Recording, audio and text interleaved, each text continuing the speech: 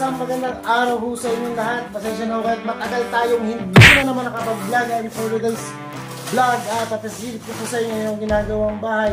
Ito po update lamang kasi 2 days before na nawala yung aking mother. Yan po ang magkakabatid. Na maalam niyo yung aking nanay. Ngayon nagpapagawa na rin po ako ng bahay nun and then pinagpatuloy ko po yung paggagawa ng bahay dito. Kasi sabi daw naman nila, pwede naman daw ako magpagawa ng bahay kung nauna yung pagpapagawa ko ng bahay bago namatay yung nanay. Pero kung namatay yung nanay ko nung gabi, kinaumagaan, magpapagawa ko ng bahay, masama daw po yung gano'n. Pero kung nauna nung pa po kami, kaya pwede kami magdire-diretso ng paggagawa ng bahay.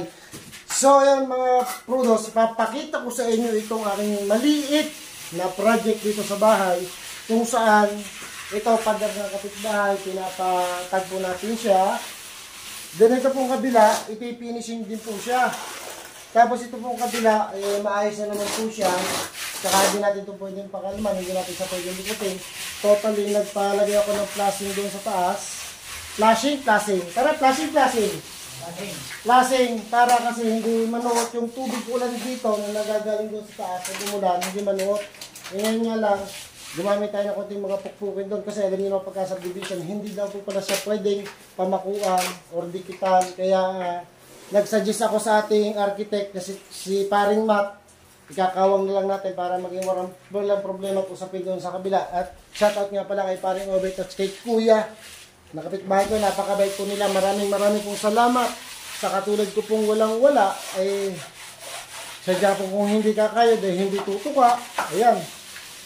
Pinayagan po tayo, binigyan tayo ng pahintulot upang maging maganda yung gilid natin para kung sakaling may bisita tayo, may konting high diyan, hindi naman ho masama tingnan yung dingding dyan. Buti na lang ito, ganyan din maayos na at hindi po ganyan. Ito po kabila naman, gagawin din po yan. Yan. So ayan mga kapurudos, ang isa lang sa ikinalulungkot ko, mapapabarangay daw ako. Sakit, sama nung para tayong kriminal, ididimanda tayo dahil nga daw sa pagpa-flashing dito. Sabi ko naman, ako naman kasi mabait akong tao kausap. Hindi naman nanggat mara, hindi naman pinag-uusapan yun eh. Kung ayaw nila, hindi, okay lang. Tatanggalin po natin yan. Wala tayo masyadong maraming diskusyon, usap-usap. Naiintindihan ko naman po, inirerespeto ko kung kanila kagusto kasi kanila naman po talaga yan. Ngayon po, ako naman, nakikiusap lang. Kasi kung ako magpapalagay ng sarili ng wall or dingding or magpapalagay tayo, papapalitada tayo ng hollow block, diyan, magiging double walling na po siya eh. Wala talaga akong right sa kanilang wall eh, kasi wall nila yun eh. Ngayon kung ako magpapalagay ng palitada ng walling dyan, pwede naman. Kaya lang sa katulad natin na taong walang-wala naman na tricycle driver na nakikiusap tayo sa kanila, baka naman po mabibigyan niya kami ng pagkakataon. Talagang ayaw naman po dyan. Nire-respeto natin yan, walang problema yun. Kaya lang, sumama ako Tagalog po. Kababarangay daw nila, okay siya ididimanda. Para ho ba akong kriminal? Ngayon ho, ito nga pala mga kaprudos, papakikita ko sa inyo. Ayan. Yan. Butas po siya galing sa kabila. May umaagos po dyan tubig. Kaya katulad dito, ito yung video. So ayan, nakita nyo po yung video. Umaagos yung tubig galing sa kanila. Nagdudulot po siya ng hindi maganda dito sa akin kung bakit kumakalat ang tubig niya sa kanila. Binibigyan ko sila ng ngayong darating na linggo. Tapalan nila yan. Kapag hindi nila tinapalan yan, ipadidimanda ko sila. Kasi nagdudulot sila ng kaburaraan dito sa aking property. Ibigay sila ng kaburaraan. So ayan guys, gusto ko lang kayong ma-update sa nangyayari sa akin dito. Gusto ko mag-imagine. Ito nga pala yung lababo. Hindi pa tapos yan. Hindi pa po siya napipinish. Sana naman po maging maayos din sana. Kasi hindi naman tayo mayaman. Talagang swinerte lang tayo magkameron ng konting gabibinga para magpaayos itong simpleng dream house natin. Pasensya na kaya, medyo makalat po sa loob yan ha. Shout out nga pala sa aking kumpare, si Engineer JC Isayas. Shout out din po pala kay kumare Irene Mojica. ang ating konsihal ng Barangay Riparo. Ayan. So yun, konsihal, wala kaming ibang hinahangad dyan sa atin sa Barangay Riparo kung hindi katahimikan, kaunlaran ng ating sangguniang barangay. Ayan. Shout out din pala kay Architect Matt. Architect Matt, isang kamay naman dyan. Huwag ka tumama, napapahiya ko, seryoso tayo. So ayan, papakilala ko pala sa inyo. Medyo malayo tayo, lalapit-lapit tayo. Pasensya na po kayo, yan. At nagkalat po yung bahay dito ngayon. Nagbulwas-bulwas yan. Ikot ko na lang kayo ng mabilis para naman hindi masyado nakakahiya. Si Engineer JC, para isang tingin naman, ako'y mapapahiya. Isang kamay lang naman dyan. Yan. Yan po si Engineer JC ng Barangay Riparo. Siya po yung tumitira ng aking mga wiring dito. Yan.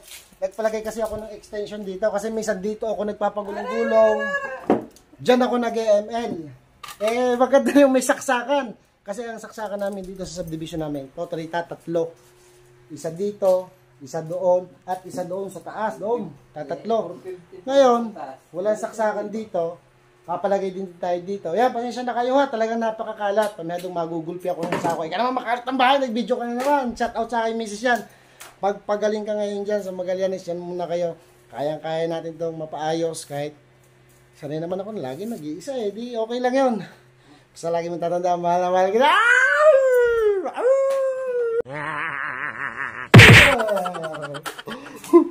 So ayan, papakita sa inyong harapan ng bahay namin. Ayan. Ayan, ito sa sementohan pa siya. Then meron na rin po tayong bubong. Ayan. Ang masasabi ko po sa performance nilang dalawa, ito kumpare kong ito, talagang kahapon lang kami nagsimula. Dadalawa sila. Sa performance na nakikita ko, maayos naman ang kanilang performance. At talagang pwede mo silang pagkatiwalaan. Kung kayo po ay magpapagawa po ng panday, 100% guarantee ko sa inyo. Hindi ako mapapahiya. Kung kayo po interesado, ito po aking Facebook, i-chat nyo lang po ako na baka po pwede sila, available sila. Pwede kayong magpagawa sa kanila. Don't forget lang po na mag-like and mag-subscribe para mas bago at updated ka sa videos ko. Yan. Sana po masuportahan nyo rin po. Kung malay nyo po, itong bahay natin, pagka nakasahod tayo ng maganda-ganda, kaya natin ipasampung palapag na may elevator at escalator pa. Oh, Diyos ko, napakasarap. Talagang happy-happy lang. So, yan. Nagkakabit sila ng instalasyon ng kuryente. Kung saan doon nila itatap sa main fuse. Main breaker pala, pasensya na. Talagang tayo walang akalam-alam sa ganyan Ngayon, yun lang naman. Tapos magpapakabit tayo ng isang instalasyon doon sa harap ng ilaw para may ilaw din tayo. Ito, temporary. Ayan. Nilagyan muna namin extension pero ipipix namin si Jan. Magpapalagay ako dito din ng saksakan para kung sakaling gusto natin maglaba. Kung meron tayong isasaksak na rice cooker, etc. Meron po tayong magagamit. Pasensya na rin kayo, haggard na yung itsura natin. Totally ang oras po ngayon ganap na alas 11:50 ng tanghali. Hindi pa ako naliligaw kasi hindi ko yung gawain ng engineer at saka ni Architect Matt. Yan. Basta pagka kayo po yung nangailangan ng tao, 100% guarantee ko sa inyo, hindi tayo mapapaya sa kanila. Ngayon, kapag napahiya tayo, patay tayo sa kanila. Aray, baka meron kang gustong sabihin. Wala. Pasensya na ako. Ito talagang pinsa ko. Ito napakahiya. Hanggat maaari, no commentator talaga siya. Para tong ninja Nanonood lang siya at nakikinig. Pero pag oras ng umatake at kompleto na ang build, yan, din siya lumalagot naman. Savage! Si Architect Matt naman, boss, ano ba mga skill natin dyan? Lahat. All around pala siya. Halimbawa, mga wiring, boss. Wiring sa tubig, flooring, cemented, etc. Ayan, mapapagkatiwala natin sila. Ngayon, kung malaking proyekto naman, halimbawa, nangangailangan ng mga 8 tao, building talaga, or talaga mansion ang gagawin, may makukuha naman kayo mga pandagdag tayo yan, ha? Opo. Boss? Meron. Sasagot ko, boss. Mapahiya ako sa mga followers natin yan. Ayan. Basta, boss, pagka nakakuha ka ng kontrata, ibibigyan mo naman ako ng konting... Pipiti ka? Yan!